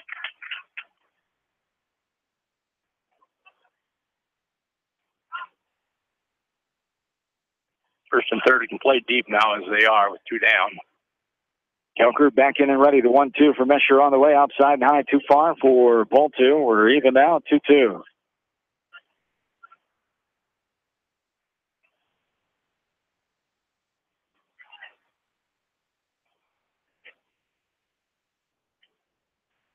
The 2-2 for Mesher on the way. Up and out, ball 3. Full count. 3 balls and 2 strikes. Nowhere to put them here without walking in another run.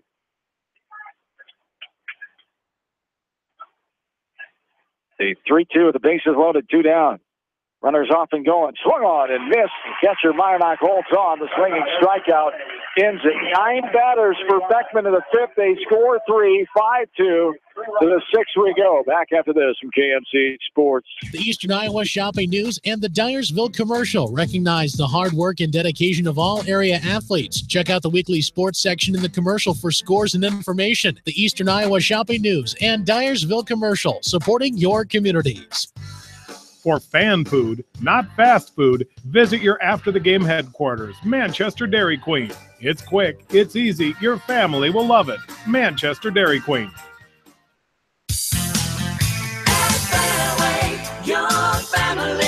It's no secret that people come to Fairway in Manchester for their famous meats, but as you dash back to the counter to pick up your USDA choice ribeyes, don't be surprised if you find yourself lingering among the delicious fruits and vegetables in the produce department. Shop Fairway in Manchester for low prices and all your grocery needs. Crop Production Services in Winthrop, proud to support all area athletes, coaching staff, and fans. For all of your custom applications of fungicide and insecticide needs, from aerial to wide drops, they've got you covered. Call Crop Production Services in Winthrop, 319-935-3481. Head to Fireside Pub and Steakhouse before or after the game or anytime, featuring steaks, seafood, pasta, sandwiches, and even fresh-made pizza. They say it's the best around. Visit them on the web at firesidemanchester.com for a full menu and special offers.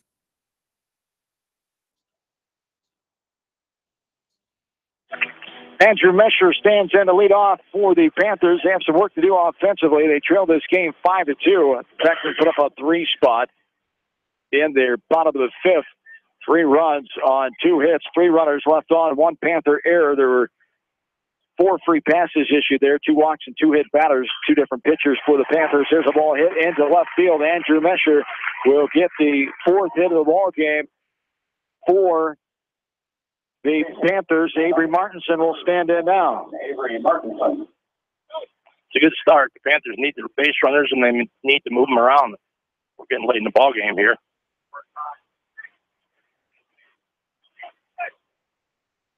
For the 4th time, Monticello leads off an inning with a single. In the 3rd, they scored 1. As there is a strike, enter half to Martinson for strike 1. On 1 the count to Avery, who struck out swinging his last time in the 3rd, hit by a pitch in the 2nd. Update from Cascade. Only the top of the 3rd inning now, still 5-0 Cougars leading the Rebels of Northeast. There's a ball that gets by the first baseman that hits the runner diving back in, Mesher at first, but doesn't go too far. As a throw over from McDermott there. 0-1 the count here to Avery Martinson. Panthers trail by 3, 5-2. The 0-1. Inside corner stayed in off the plate for a ball. 1-1 the count. And Monticello able to bounce back after falling behind 2-0 after the 2nd. Now they trail 5-2 in the 6th.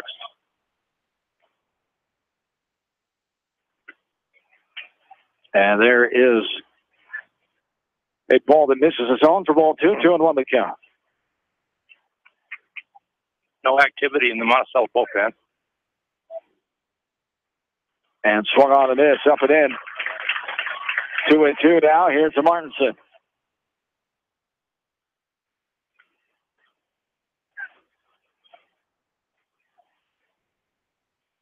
2-2. Runner on first, nobody down.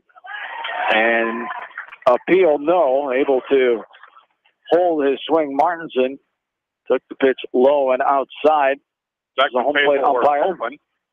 They were trying to will that call.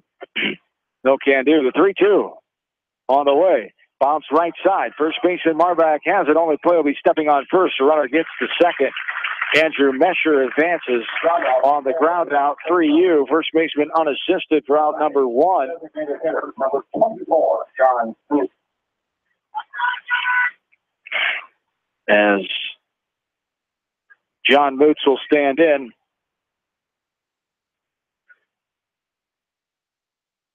Here the DH struck out looking his last time in the third. Takes the ball there, 1-0 to count. So runner on second, 1 down with the top of the 6th. Panthers trail 5-2.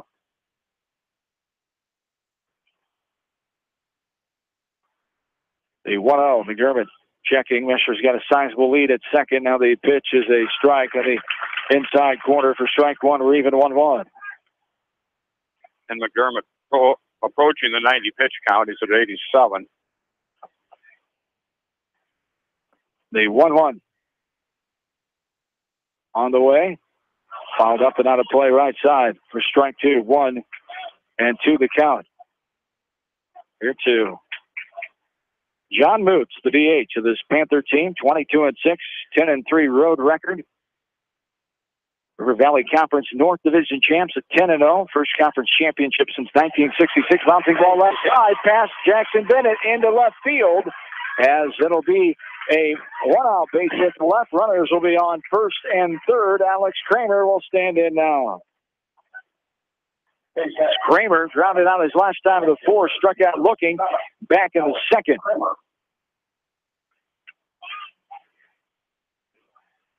As Kramer standing in here with runners on first and third. 1 away. Upstairs.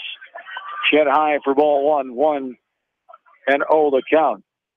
Beckman playing back for 2 up the middle, of course, in this situation. Can certainly give a run for an out or 2. So it's up and out of play right side, and we're even 1-1.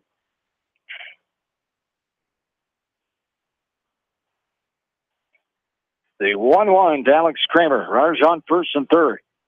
Beckman leading this game 5-2. Top of inning number 6. The 1-1. Off-speed pitch on the inside corner above the knees for strike 2. 1 and 2 the count. Came back in on that corner for strike 2. 1 ball, 2 strikes. To Kramer. The 1-2. A little popper behind second base. Shortstop going out. Will make the catch with his back towards left field on the run. And O'Connor hauls that one in. The pop out for out number 2. Runners on first and third. Brings up Tyler Hospodarski now. Number 4, Tyler Hospodarski. Hospodarski stands in, the left-handed batter. Has 2 down here in this top of inning number 6. Hospodarski, the senior, 1 of 3 on the team. Him and Kramer in the starting lineup. Andy Todd, the other senior, out. Just to be a part of the baseball program. In his final year as a student athlete at high school. 0-1 here to Hospodarski, who takes strike 2 on the knees on the outside corner. 0-2 the count with 2 away. Runners on first and third, top of the 6th. Beckman leads 5-2. Guard the plate and hit it where it's pitched. The bat on the ball here. The 0-2 on the way and lifted up and out of play left side. It's going to hit the pavilion here. He was listening to you there, Coach. That's exactly what he did. Took the outside pitch and fouled it away. I'm a lot better coach up here than I used to be down there. Yeah, a lot better angle. That's true. A lot more time to think of it. 0-2 on the way. There's a grounder right side. Backhanded play. Nice job. Little flip to McDermott from the first baseman, Marbach, and they get out of it. The 3-1 put out, 3-1 put out for the third out. As we go to the bottom of the sixth, still 5-2. Back after this from KMC Sports. Wapsie Valley Creamery in Independence has over 100 years of experience. Wapsie Valley Creamery is a family-owned business dedicated to serving Eastern Iowa farmers. Wapsie Valley Creamery in Independence, partners in excellence. Just like a great coach, State Farm agents like me, Julie Smith, can help you develop a game plan for your insurance needs. Whether it's car, home, life, health, or business insurance, I can dig into the playbook and help you find the affordable coverage you need. For all your insurance needs, call on a winning team, the Julie Smith State Farm Agency in Manchester. City of Manchester would like to wish all the area athletes, teams, and coaching staff the best of luck. The City of Manchester appreciates all the hard work and dedication put forth on the field and in the classroom. Go teams! Hi, this is Chris Henry, Service Manager at Brown Sales and Leasing in Elkader. Our goal is to make your car buying experience the best possible, and our factory-certified technicians are dedicated to you and your vehicles. Stop in and see us at Brown Sales and Leasing in Elkader, or visit us online at ForBrowns.com. Your hometown dealer, wherever your hometown may be. Best of luck to all area athletes and coaches. Call By County Disposal Incorporated for all your residential and commercial construction disposal needs. Best of luck to all area athletes and coaching staffs from By County Disposal Incorporated in Dyersville, serving Dubuque and Delaware counties.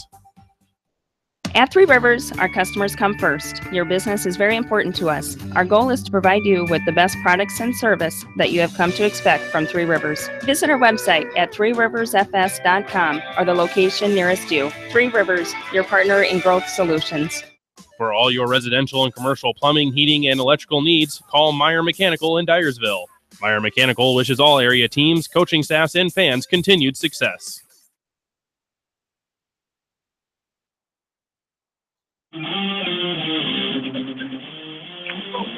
Back into Dyersville, 5-2. Beckman, bottom of the sixth inning. Score updates from the area. Northland leading Albert at 8-1. They're in the bottom of the sixth now at Northland. Cascade still leading Northeast 5-0 in the third inning. And Lisbon leading Durant 6-1. They're in the fourth inning. They're in Lisbon tonight. 0-1. Outside and high for the ball, 1-1 to count. The irony of the game, of course, is Beckman used a small ball, a grand bunch to get on last inning, led to the 3 runs, which is kind of the signature stamp of Monticello. That's right. And a final from Northland now. The Lynx, number 1 team in 1A, have won that game 9-1 over Albernet. 9-1 Northland, who's back to a sub-state final.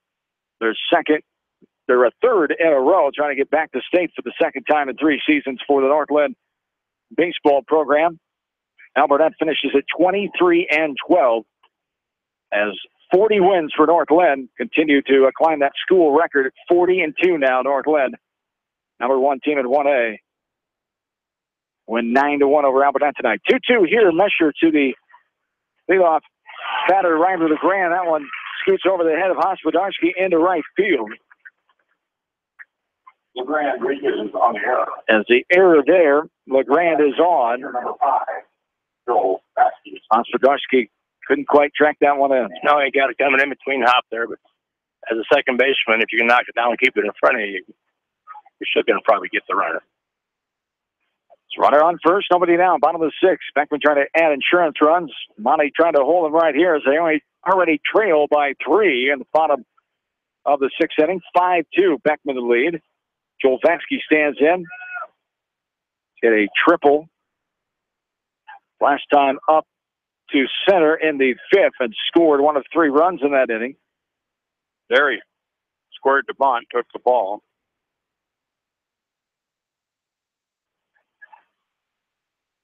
And he does again. And bunt right side gets away from Mesher, able to get his man in time on the 1-3 putout. Great effort by Mesher staying with that ball, as just able to get his man at first on the 1-3 putout. Route number 1. LeGrand is on second. Heck of an effort by Mesher as he got by him momentarily, able to stay with it and get the out. Runner on second, 1 down. You got to come up firing in a hurry and find his first baseman, and I thought obviously it's a close play, and one side's going to like to call, one isn't. But it was a nice play. As there is a strike in the outside corner at the knees to Jackson Bennett. Strike one, hold on the count. Here to Bennett, who walked and scored in that fifth inning his last time up. One down. Runner on second. This ball is laced into right field. Going into his right, now backing up on it. Kramer able to haul it in. The F9 for out number 2. And Beckman will bring up Sam Stelka now with a runner on second, 2 away. Number 13, Sam Stelka. That's a hard hit ball right there, and easily to misplay. One step the wrong direction. Kramer made a nice catch on that ball. Stelka popped out last time with 2 hits to left field in the fourth and the second. He scored the first run of the game back in the second. The ball there, 1-0 the count. Here to Stelka.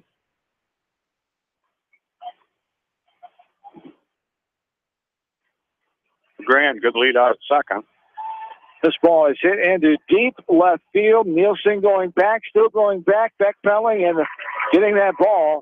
Nielsen about ready to throw it in. Forgot how many outs there were, but the third out there on the F7 for out number 3. As we go to the 7th, Monty has some offensive work to do as they trail 5-2. Back after this from KMC Sports. Citizen State Bank, your locally owned, community-minded, and customer-oriented bank, is here to serve you. Choose one of their 7 convenient locations in Winthrop, Monticello, Manchester, Ryan, Strawberry Point, Hopkinton, and New Vienna. Citizen State Bank, community banking with people you know, member FDIC. Come see the guys at New Vienna Ag Automation for your Sukup corn drying fans, heaters, and drying floors, all in stock. Good luck to all area athletes for continued success from the guys at New Vienna Ag Automation, your stocking Sukup sales and service dealer in New Vienna. This is Jamie Vasky, the voice of the West Delaware Hawks, and I've had the chance to review the Good Neighbor Society's playbook, and I got to tell you, they are friends in your neighborhood, designing plays to get you home fast. If you need help getting back in the game, contact the Good Neighbor Society Rehab to Home team at 563-927-3907. Pete Small Engine Repair are proud to support all the area athletes and coaching staff. For all your small engine purchase, repairs, and rebuilds, call the small engine experts, Pete Small Engine Repair. Good luck, go teams!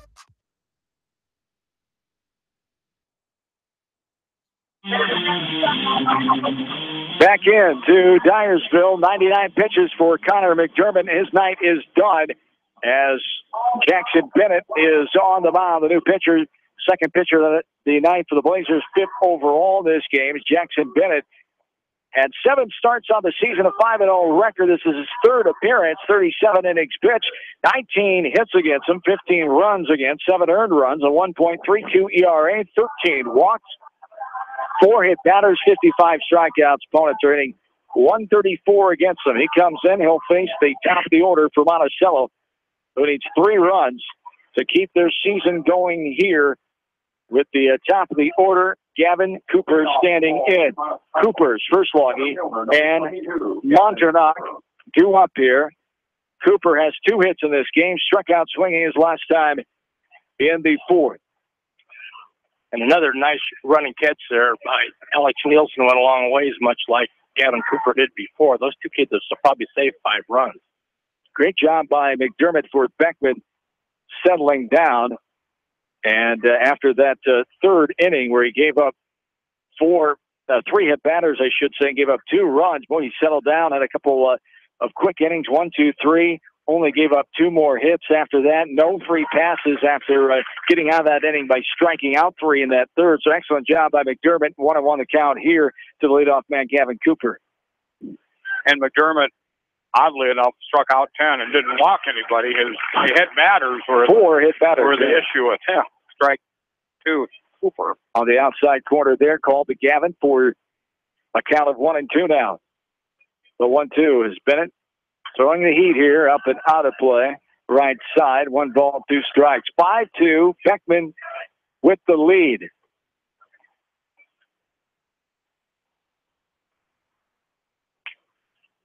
And Beckman using long ball and little ball to score the runs tonight. There's a ball in the dirt outside, and a partial swing by Gavin Cooper. Didn't mean to on a pitch that was out in the dirt. Excuse me, swing there. Cooper wishes he could have that one back. Yeah, that was a tough one to lay off. I have a hard slider, it looked to me like up here. Boy, it dropped out in front of the plate in the dirt, and Cooper just could not hold up on that swing. Home plate umpire Jeff Freeze rung him up. Kyle Spurswoggy stands in. 2 more outs here for the Panthers. They try to avoid ending their season to Beckman again. 4 times in district finals. They have ended their season to Beckman since 09. 1-0 the count. There's a strike on the inside corner for strike 1. 1-1 now. Here the Spurswoggy. Jacob Monadnock awaits on deck. One final in the area so far tonight as Alburnett fell to North Lynn. The Lynx move on 9-1. 40-2 record now for North Lynn, as they will advance on to a sub-state down at Cedar Rapids Prairie on Tuesday night at 7 o'clock. Winner of this one take on the winner of that Cascade game on Tuesday night at 7 in Manchester at the Beckman Complex. And there is strike 3. Outside corner at the knees. Spurswoggy goes down looking for out number 2. The Panthers are down to their final out. Jacob Monadnock will stand in after topping out his last time up in the 5th. 5-2 Beckman, the 3-run lead here. And 12 strikeouts now for Beckman pitching. Only 2 of them, the looking variety. This one is skied left side. That could do it as O'Connor has a beat on, and he will. Shallow left field, and there it is, the ball game. And the game is over as Beckman improves on to their 10th, to another sub-state here in their 9th district final in a row. Another sub-state appearance for the traditional Ridge Beckman baseball program. Their 26th district title, 26 district championships for the Beckman Blazers. They advance on to Tuesday night as last check, 5-0 in the 3rd inning. As we will take a timeout. Postgame starts next. 5-2 the final. Beckman over Monticello. We're back after this from KMCH Sports. The Edgewood Reminder is proud to support all the area teams in athletic action and appreciates their efforts in the classroom and during sports. Check out all the sports photos in each week's issue of the Edgewood Reminder. For all your animal feed and nutrition needs, turn to your local U.S. Feeds dealer, Edgewood Feed Mill. Good luck to all area athletes, teams, coaching staffs, and fans from Edgewood Feed Mill, your ag feeds experts in Edgewood. The victory is yours at Victory Ford. Hey, this is James Halverson, Service Manager at Victory Ford in Dyersville. Our service and parts team at Victory Ford is dedicated to keeping your car in tip-top shape. And our sales department makes buying a car easy and hassle-free. Stop out to Victory Ford in Dyersville or online at victoryfordonline.com. Good luck, athletes and coaches. Kramer Brothers Dairy Supply are your dairy experts in Monticello. Best of luck to all area athletes, teams, coaching staffs, and fans from Kramer Brothers Dairy Supply in Monticello. TriVet Associates is a mixed animal veterinary clinic with offices in Farley, Dyersville, and Holy Cross. Our 8 doctors serve the Dubuque, Manchester, Guttenberg, and Cascade areas and provide veterinary services to both large and small animals. For more information, find us on Facebook or visit our website, trivetinc.com. Monticello Sports is your retail sporting goods store in Monticello. They carry shoes, uniforms, and equipment and do screening for all area schools. Monticello Sports is your specialty sporting goods store in Monticello. Whether it's wiring, security, phone systems, fire detection, or home entertainment, Price Electric and High Tech Communications are here to make your life easier. Find out more at priceelectric.us or hightechcommunications.us. Price Electric and High Tech Communications, changing your world with technology. Wolfco Electric specializes in residential, commercial, agricultural, industrial, and aerial work. They sell and service generic generators and renewable energy systems. For all your electrical sales and service needs, call the experts at Wolfco Electric at 563-922-2395. Whether it's an orthopedic, sports, or occupational injury you are suffering from, Regional Medical Center Therapy Services has you covered. With a customized treatment program, Regional Medical Center Therapy Services can get you back on track in the active game of life. Regional Medical Center, excellence in healthcare, close to home. The staff at Bonecamp Murdoch Funeral Home and Cremation Services in Manchester and Clifton Murdoch Funeral Home in Earlville are proud to support all area athletes and coaching staff. Go teams! At Telke Motors, we believe in a gentler, simpler way of doing business. Check out our large selection of new and pre-owned vehicles, as well as the great incentives at TelkeMotors.com. If you're looking for a new, pre-owned vehicle or service on your current vehicle, come to Telke Motors, Chrysler, Jeep, Dodge, and Ram on 9th Street in Dyersville.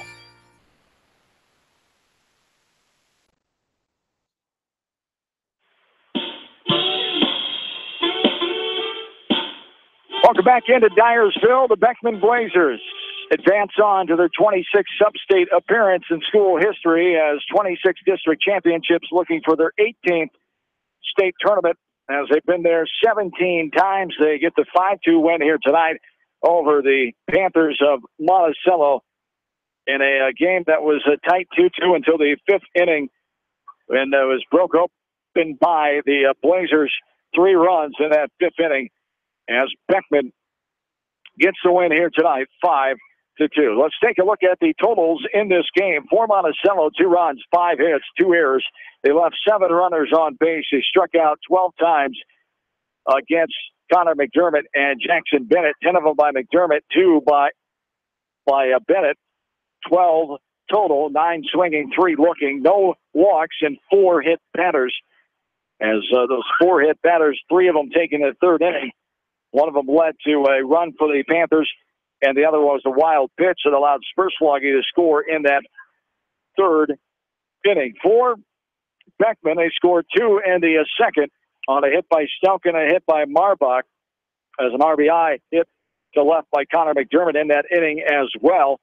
Then 3 runs given up, 2 hits, 2 errors, 2 walks and 2 hit batters in that 5th inning. 1 error by the Panther defense as Hospodarsky and Mesher combined there, as the Blazers had 3 runs in the 5th, and they win the game 5-2 with 5 runs, 7 hits, no errors, 9 runners left on base for the Blazers, 5 strikeouts, 2 swinging and 3 looking, 4 walk batters and no hit batters, and a game that lasted 1 hour and 47 minutes here tonight. Monticello ends their fine season at 22-7.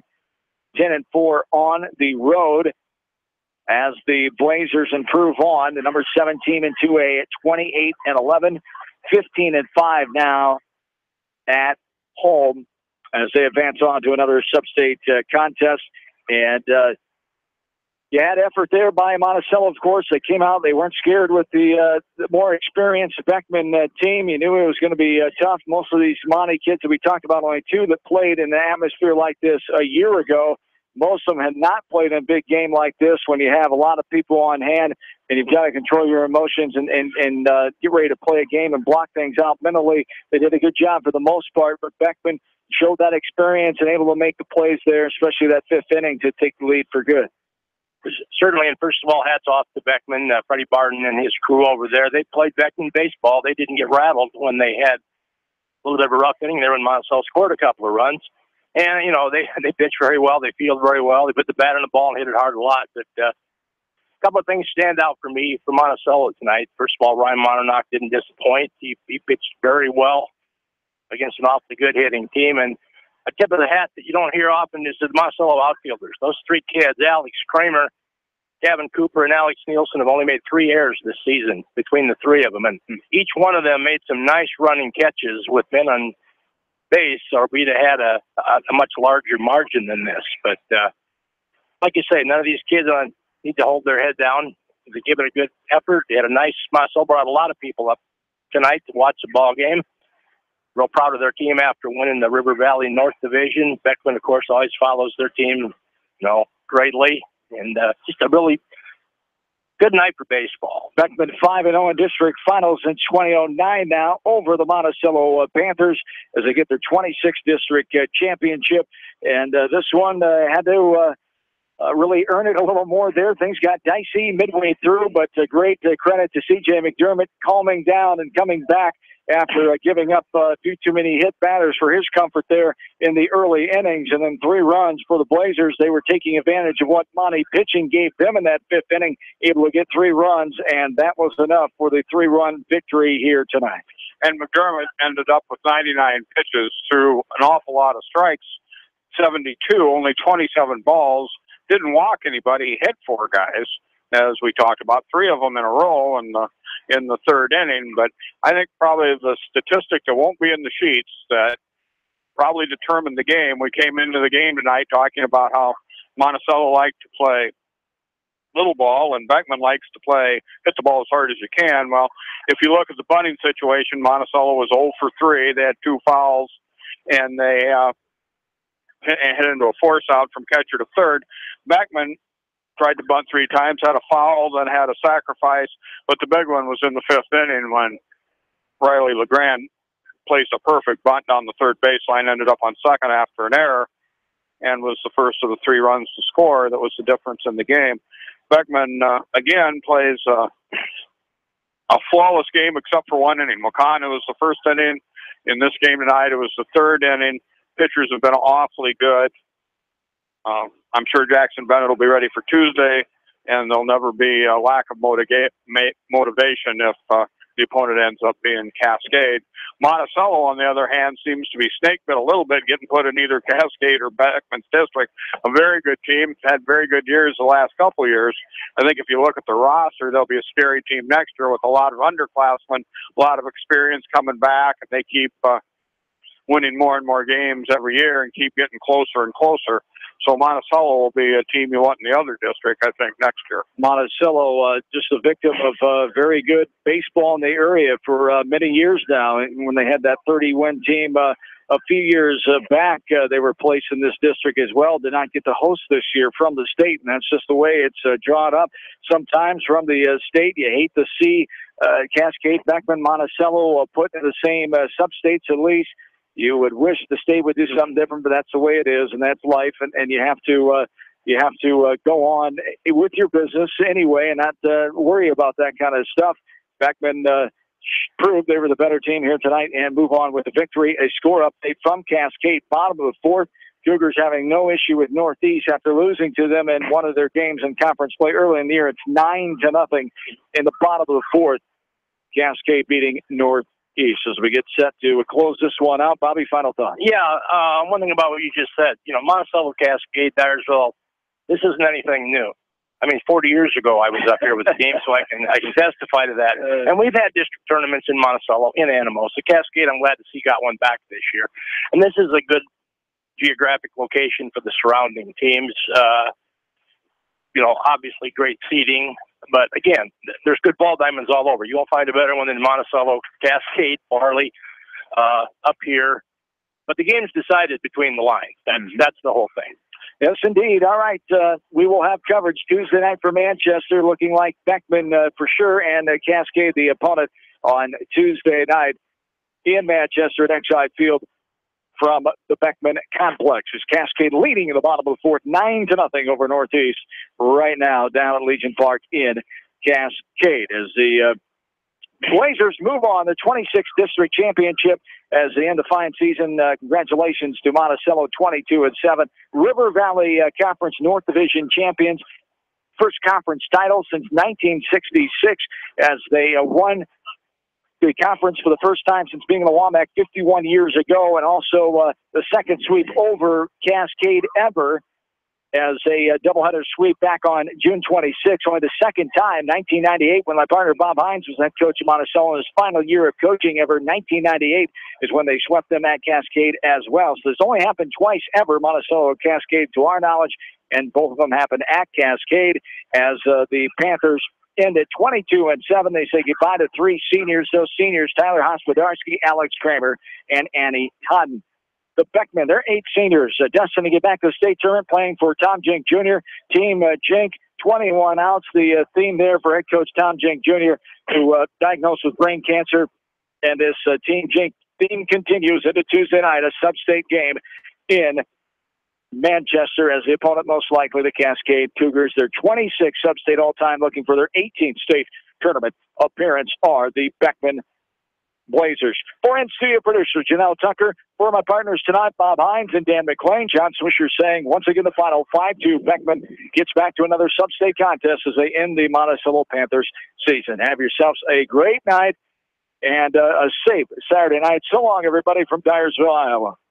Crop Production Services in Winthrop, proud to support all area athletes, coaching staff, and fans. For all of your custom applications of fungicide and insecticide needs, from aerial to wide drops, they've got you covered. Call Crop Production Services in Winthrop, 319